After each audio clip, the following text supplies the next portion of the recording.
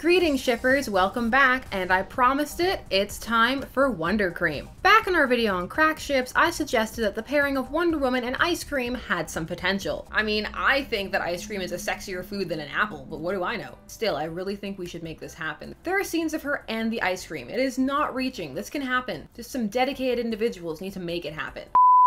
And some of you took me up on that, so I'm thrilled to present the results.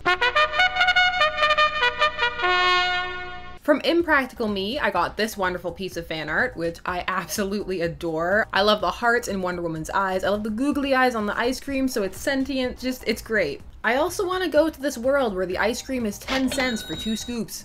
It's amazing. I was emailed this lovely piece by a fan who wishes to remain anonymous, so we'll just call them DG. Now they said they weren't a big fan of this pairing, but they were a fan of these videos. They want to support, and I appreciate that. So thank you so much for drawing this wonderfully made piece, even though you don't particularly care about WonderCream. I particularly enjoy the yearning with which she's looking at it. I see your true colors, that's why I love you.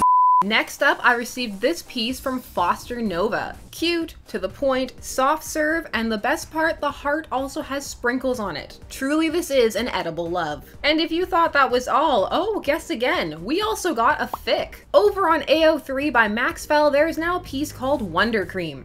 And it is delightfully cracky with just the right amount of shade thrown at Steve. And it's a little bit smutty, so the same rules that we set up for D-Next Pie apply. Just be careful who's around before you read this. I got a kick out of it, it made me smile. The not safe for work sort of tag definitely applies. So I just have to say thanks to you guys for being such great sports. This was a lot of fun. I didn't think anybody would actually take me up on WonderCream, so this is amazing. In non-WonderCream related fan art, I got this wonderful piece from Peachy. It's super cute, and my eyes are huge, and I love that, and I can't wait till I get my glasses to make me even huger. Peachy draws tons of cute stuff, so if you're interested, go on over to Instagram and give her a follow. I'll also include the link down below. Thank you so much, that's really sweet, I really appreciate it. I'm both flattered and overwhelmed by the meta-ness. Now there's fan art on a show where we talk about fan art.